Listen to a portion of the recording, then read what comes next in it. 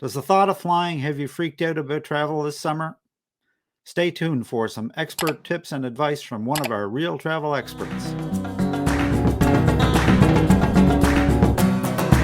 This truly is the summer of our air travel discontent, with airlines facing severe shortages of staff, pilots, planes, all combining to create a summer of chaos at U.S. airports and major European gateways. Here to help us navigate the sometimes unfriendly skies and provide some timely tips is my special guest, Bob Shaffer, owner of Vacations by Cruise and Travel Experts. Bob is a seasoned world adventurer and luxury travel advisor and has been meeting the needs of his clients since 2006. Hi, Bob. Welcome to RTE Travel Talk. And good evening, Ken. And how are you? I'm great. Super. So, Bob, it's absolutely crazy out there when it comes to air travel. Well, have you been on a plane lately? I have not, but I know you have. Well, if right now, as you pointed out, it's a perfect storm as far as the airlines are concerned. They are grossly understaffed in virtually every aspect of putting people in the sky and getting them from place to place. At the same time, there's been a tremendous crush of pent-up demand, people wanting to go somewhere, and it doesn't matter where, just get me out of here is the prevailing attitude. And those two forces collide to create one heck of a mess at most major airports, both domestically and internationally. And so really, you're not going to fix it with anything you do. Right. But you can take certain steps to minimize the impact when something goes wrong. Start out with either TSA Precheck or global entry. And if you're never going to fly overseas, global entry at $85 for 5 years is a whale of a deal. But if you plan at least one international trip over the next 5 years, the global entry, which also includes TSA PreCheck, Right. is well worth the additional $15, even if you only use it once in the 5-year period. You will breeze through immigration and customs on your trip home. And that makes it well worth it. And for domestic flights, you're guaranteed literally to be in the TSA PreCheck line. But my advice for avoiding cancellations is book as early in the day as you possibly can. Okay. That fits your schedule at least. And by doing so, should your flight be delayed or canceled, you have a greater opportunity to catch a later flight the same day. Right. If you are on the last flight out, you're especially on your homebound flight, you are just out of luck when that flight is canceled. Bring your pillow because you're going to be sleeping in the airport lounge. That, or if you're lucky enough, there will be a hotel at 10 p.m. at night that still has a room near the airport.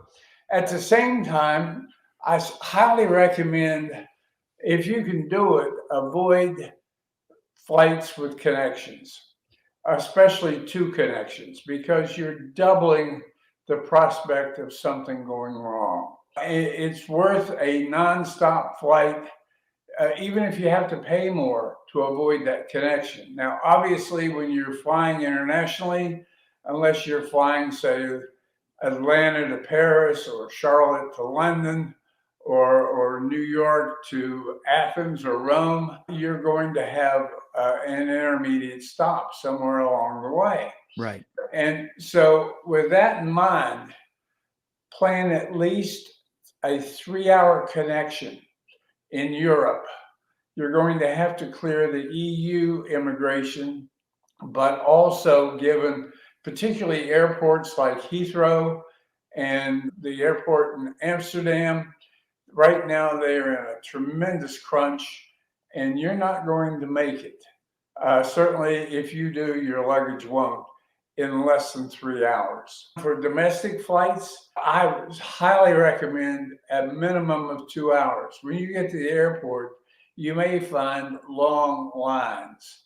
And a good example of that, at 6 in the morning in Atlanta's Hartsfield International, a few weeks ago at 6 in the morning, the line was 400 deep for people trying to check in for morning flights. Right. Now, at the same time, if you are flying internationally, or for that matter, even flying to Fort Lauderdale or Miami or Port Canaveral for a cruise, I recommend arriving a day before the cruise starts. Or if it's a land tour in Europe, arrive a day early. Yeah. You get to see and experience the city that your vacation begins in.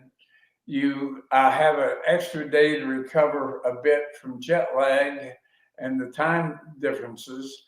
And more importantly, you arrive fully confident that you're actually going to make the ship.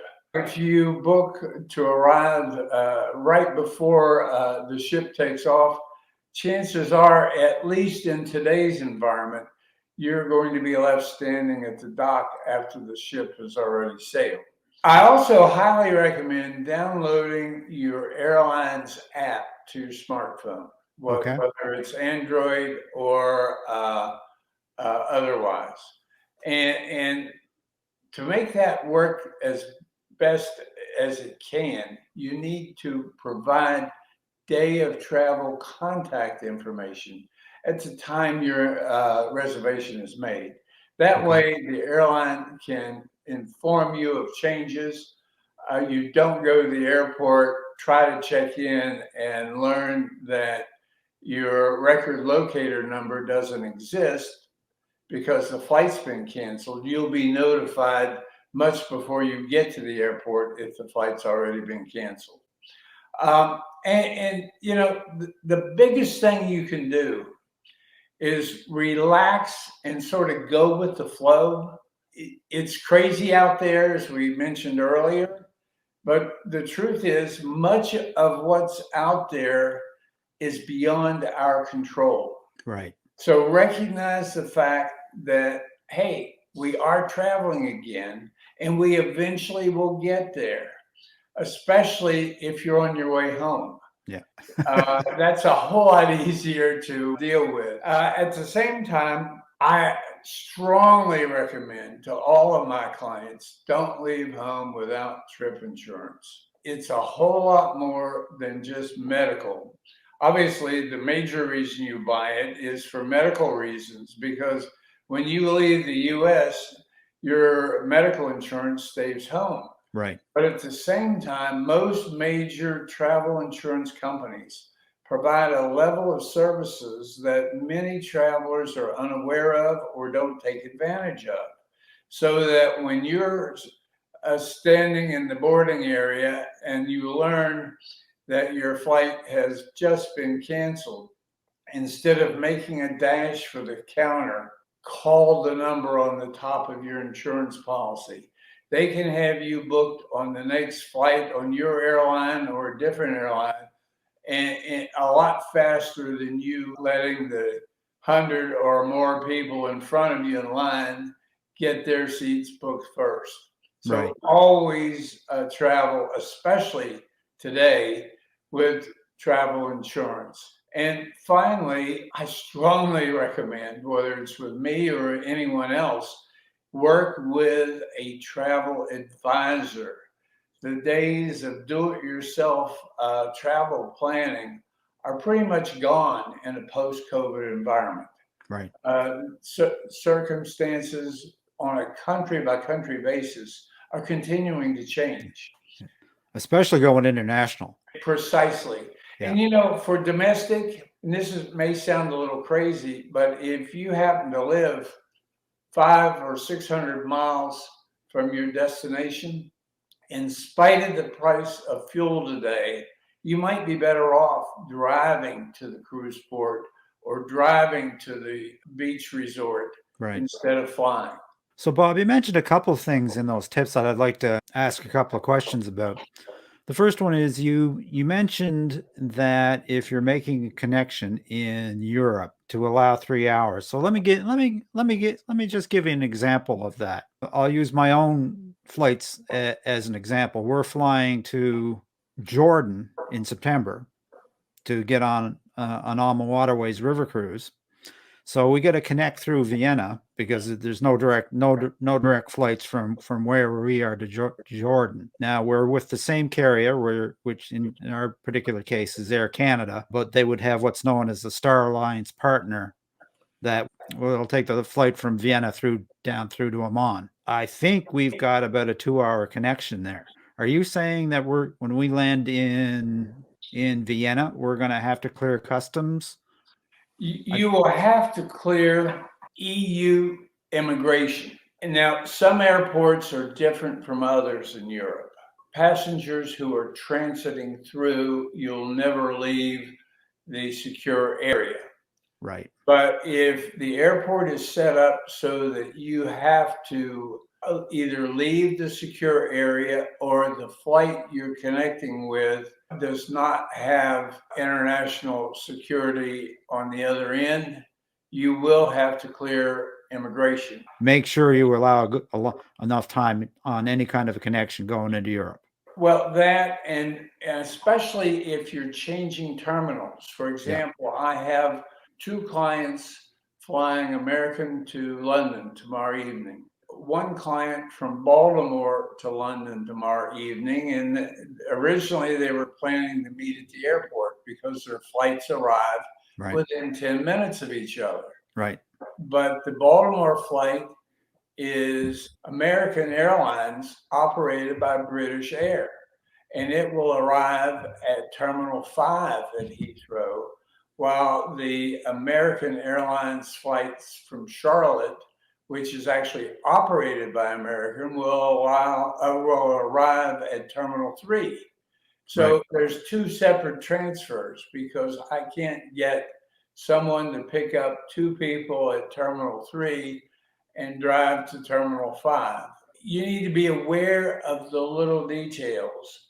And those are details that are extremely easy to overlook, especially for the do-it-yourselfer. And that leads me into my next question. We see a lot of air suppliers out there on the internet that say, book with us, we'll find you a cheap flight. And they'll give you a certain combination of flights. I've done that myself just for a matter of interest.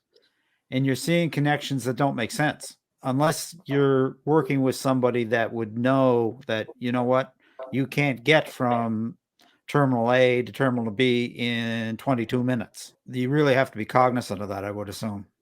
Well, I have clients who will be flying home from Amsterdam through London Heathrow. Yeah. And they will arrive Heathrow from Amsterdam in Terminal 5 and have an hour and 50 minutes to get to Terminal 3. And that's a stretch. I would much prefer they take the earlier flight out of Amsterdam and be bored at the airport. Right. But so far, they haven't changed their mind. Well, at least you've advised them. So we've tried. Yeah. So, Bob, what's this I hear about new visas and fees for Europe? What's coming down the pike there? Well, it's not exactly a visa for Europe, if you will. It's an authorization. And it needs to be done before you depart home. It's electronically associated with your passport, which should expedite your arrival.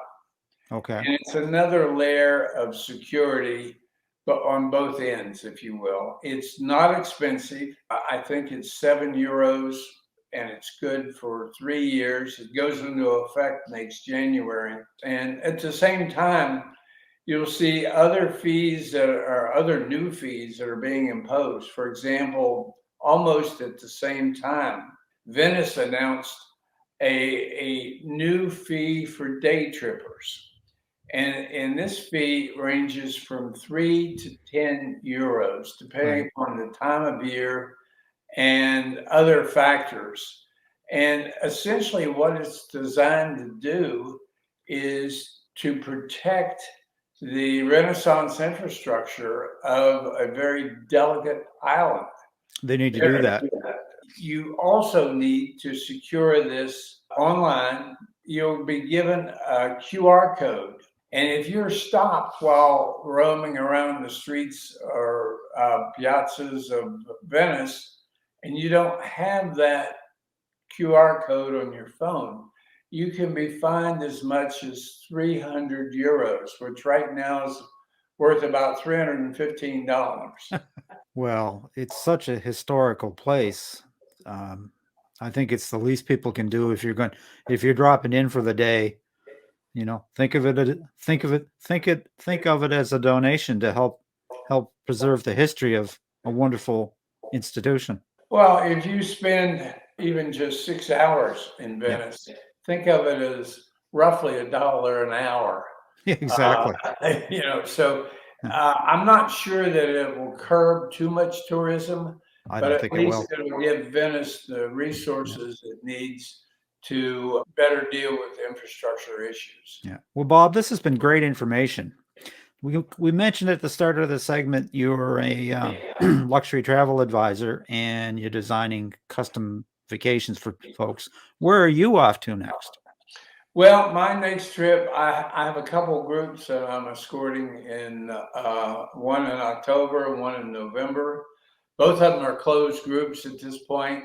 But then looking to early next year, I'm hopeful for getting back to Europe. I want to spend some time in Lisbon. And I've got an itch to see Greece again. It's been far too long. One of my favorite destinations. You'll have to when you head to Greece, we'll have to have you back so you can regale us with your adventures of your times in Greece, and we can trade stories. Absolutely. Now I have a question for you. You're going Okay. to Amman, Jordan for a river cruise? No, we are going on Alma Waterways, Secrets of the Nile in Egypt. And we're flying into Jordan to do the pre. I'm with you. Yeah. You will have a great time and it will be a fabulous adventure. And I would suggest that you dig into the archives and read my blog post, 5,000 Years of History, because that's what you'll be encountering.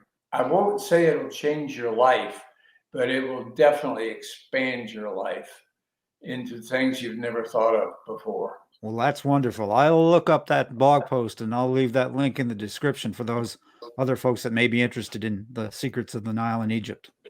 That's another destination I can't wait to go back to. Well, Bob, this has been wonderful. It sounds great. So with that, I'm just going to wish you smooth sailing on all your future cruises and land adventures. May the wind always be at your back, and I hope to see you on a Lido deck real soon. Absolutely. Thank you, and enjoyed being with you again. Take care, Bob. Bye-bye.